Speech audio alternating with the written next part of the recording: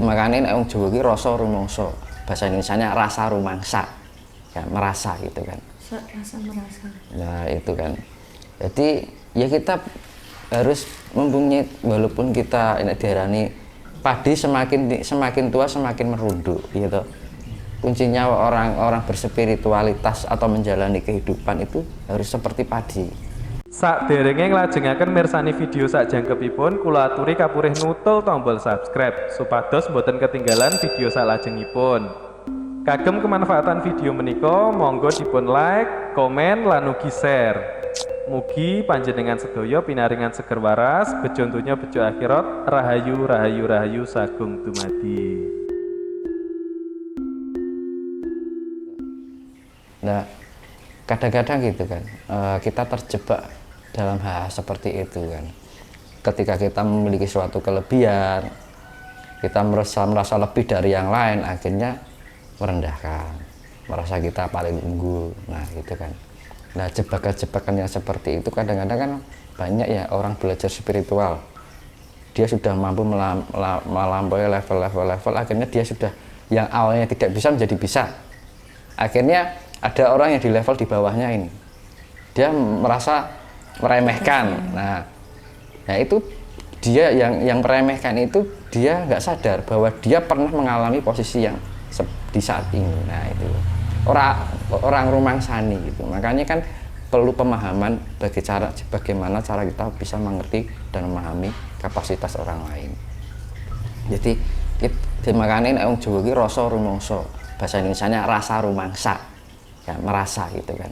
Rasa merasa. Nah itu kan. Jadi ya kita harus mempunyai, walaupun kita ini diarani padi semakin tua semakin merunduk gitu. Kuncinya orang berspiritualitas atau menjalani kehidupan itu harus seperti padi. Kalau orang misalkan nih ada orang dia merasa punya level tinggi tapi ininya high, berarti itu belum high.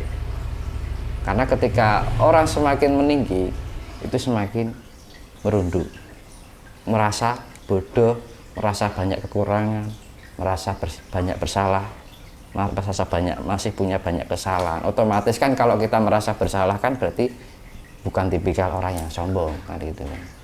Kalau kita merasa banyak kekurangan berarti kita merasa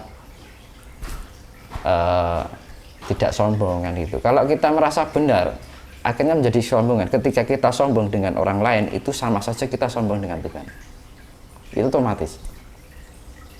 Dia nggak merasa, kita misalkan merendahkan orang lain. Sedangkan di hadapan Tuhan kita hanya sekedar apa kan itu. Iya kan? Ketika kita sombong dengan orang lain, itu sama saja sombong dengan Tuhan. Itu otomatis. Tapi kalau kita menghadap Tuhan kan, kita selalu menunjukkan kerendahan hati kan. Misalkan, ya Tuhan maafkanlah atas segala kekurangan hamba. Ya kan? Berarti kan kita perlu untuk berbicara itu kan dasarnya kan kerendahan hati kan. Nggak mungkin, ya Tuhan terima kasih atas kelebihan saya kan, lucu kan. Nah, gitu kan. Jadi otomatis kalau kita berdoa, ya Tuhan maafkanlah atas segala kekurangan hamba, bimbinglah hamba untuk menjadi pribadi yang lebih mengerti kan. Makanya dunia ini dibutuhkan orang mengerti. Dunia ini tidak butuh orang pandai, tidak butuh orang sakti, yang dibutuhkan orang mengerti. Karena apa? Dunia ini hancur gara-gara terlalu banyak orang pandai. Ya gitu. Tapi tipis orang yang mengerti. Gitu. Yang menghargai. Nah gitu.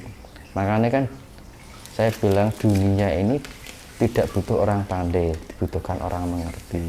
Karena kehancuran dunia ini ya karena terlalu banyaknya orang pandai itu. Akhirnya untuk memandaikan yang lain kan gitu loh. Itu. Nek Jawa ini nginteri wong kan ini. Ya kan. Akhirnya membodohkan orang lain. Memanfaatkan kan gitu kan. Jadi memang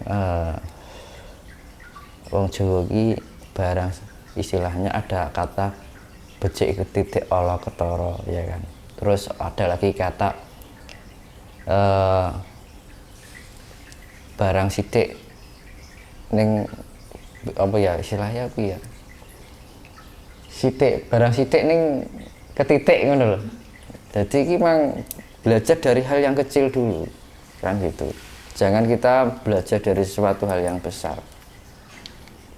Dan makanya itu kan kita lebih belajar dari diri kita sendiri, diri terlebih dahulu sebelum kita melihat yang lain kan gitu kan. Kadang-kadang kan kita selalu mengukur antara satu dengan yang lain kan gitu kan. Jadi nggak usah mengukur kalau kita level seberapa itu ya jangan orang lain yang jadi patokan gitu. Yang jadi patokan itu adalah omongan kita sendiri, pikiran kita sendiri.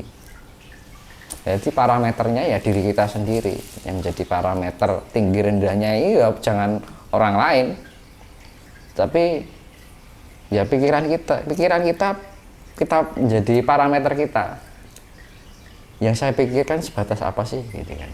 Yang saya rasakan sebatas apa sih, yang saya ucapkan ini sebatas apa sih kan gitu. Perilaku saya juga kan gitu. Nah kan berarti perlu perenungan kayak gitu kan. Gunanya perenungan kan untuk evaluasi diri, introspeksi diri.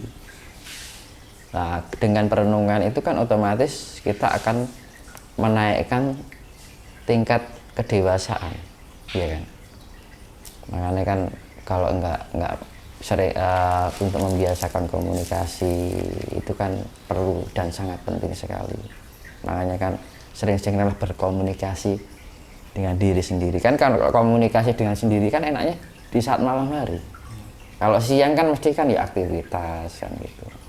Jadi yang namanya spiritual itu ya orang mulut spiritual terus ya waktunya siang kerja ya kerja kan ngono. Terus rasa buala sapa gunung ya terus akhirnya lali dengan kewajiban kan. Ya istilahnya gini, ya ibaratnya ngeli ini orang entuk keli, ya kan. Dalam arti kita terhanyut tapi jangan menghanyut tapi jangan terhanyut. Tahu maksudnya? Misalkan ini nih, ini ada tiang bendera, ya kan? Lah, bendera ini, misalkan ini ada sungai. Nah, sungai ini ditancapin bambu, dikasih bendera. Kan ini cuman mengikuti arus ya. Kalau arusnya airnya ke sana, apa angin welah, kayak bendera itu loh. Ada tiang. Ini kan cuman mengikuti gini. Anginnya ke selatan, ke utara, ke utara. Anginnya ke selatan, ke selatan. Dalam arti apa? Ya posisinya tetap pada tiangnya. Jadi nggak ikut, nggak terbawa arus semuanya. Jadi diarani ngeli ini orang untuk keli. Kan. Jadi kita terhanyut tapi menghanyut tapi jangan terhanyut. Kan. Artinya seperti itu. Makanya kan kehidupan ini ya ikuti aja kehidupan sekarang ini. Tapi jangan sampai lepas kita melakukan perenungan. Karena apa? Kita mempunyai tanggung jawab dunia dan tanggung jawab alam yang non nyata ini kan non dunia. Karena apa? Di dalam tubuh kita ada unsur keduniawian dan non keduniawian dalam arti materi dan non materi. Makanya kan di dalam tubuh diri manusia itu ada tubuh fisik dan non fisik. Ya, tubuh fisik dan non fisik itu harus seimbang. Kadang-kadang orang terlalu condong ke duniawi ini, ya kan, ke duniawian, tapi yang non materi ini terabaikan.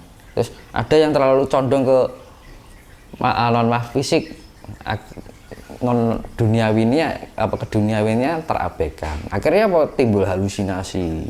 Apa sidik disangkut pautkan dengan hal yang mistis, hal yang gaib kan nggak ada keseimbangan. Makanya kan antara pikiran dan rasa itu harus pilih. Jadi rasa itu kan lebih mengamati sesuatu yang sifatnya non fisik, ya kan. Kalau otak itu kan lebih menganalisa sesuatu yang sifatnya fisik atau nyata. Makanya kan fisik dan non fisik ini harus sinkron. Harus ada keseimbangan. Ketika ini dengan ini nggak ada keseimbangan, ya bubrah.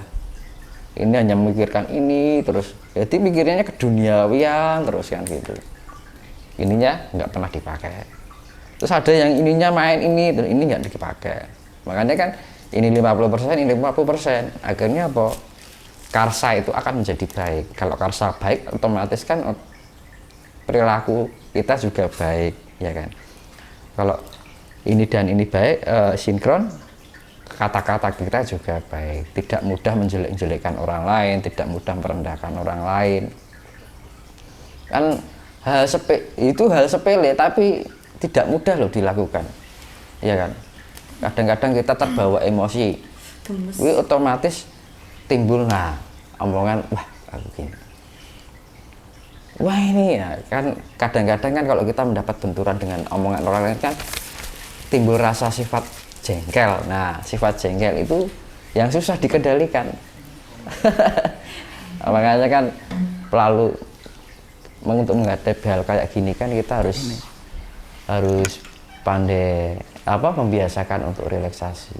Karena relaksasi itu agar kita tidak bisa mengendalikan ketegangan dan tidaknya saraf kita. Kan otomatis saraf kita kan nggak tegangan. Jadi untuk mengendorkan saraf. Nah, kalau kita bisa mengendorkan saraf, kita bisa membiasakan, otomatis kita akan terkontrol, kan gitu kan. Emosi kita bisa mampu mengendalikan emosional gitu. Karena kan kalau emosi tinggi kan otomatis tegangan darah dalam saraf itu kan juga banter gitu kan. Kan kalau orang rileks itu gerak jantungnya lembut. Kalau emosi duk itu pasti. Karena pemompaan darah kan, jantung itu kan untuk memompa metabolisme di dalam darah. Ketika emosi ini kan otomatis jantung ini memompanya kencang, ya kan. Makanya kan kalau orang muda emosi itu otomatis jantungnya akan lemah kondisinya, tidak sehat kondisi jantung itu. Nah itu pengaruh banget karena spiritualitas itu juga berpengaruh pada kesehatan fisik kan gitu. Makanya orang-orang yang melatih spiritualitas itu makanya dia mempunyai aura dan cahaya itu seger gitu, tidak pucat kan itu. Jadi kalau orang mengolah spiritual, misalkan ada nih dia orang itu bilang sudah mengolah spiritual tapi mukanya kok masih pucat, nah itu perlu dipertanyakan kan. Gitu. Makanya kan jangan sampai kita salah melangkah dalam mengolah spiritual. Sebenarnya sederhana, nggak terlalu. Kadang-kadang orang harus pakai syarat ini, syarat itu. Nggak usah. Kita dengan rajin melakukan relaksasi, itu nanti dengan sendirinya kita akan menemukan titik ketenangan. Kan untuk mencapai titik tenang kan kita harus melakukan rileks. Kan nggak mungkin toh kalau kita ingin dalam kondisi tenang kita nggak bisa rileks. Otomatis kan dasarnya kalau rileks dulu. Nah kalau kita sudah rileks baru kita ke arah ketenangan. Kalau kita sudah bisa tenang, nah otomatis kan ketenangan itu menciptakan kedamaian. Karena kondisi kita stabil, gerak jantung kita juga enak, stabil gitu. Nah akhirnya disitulah kita akan menemukan sebuah ketentraman di dalam kehidupan.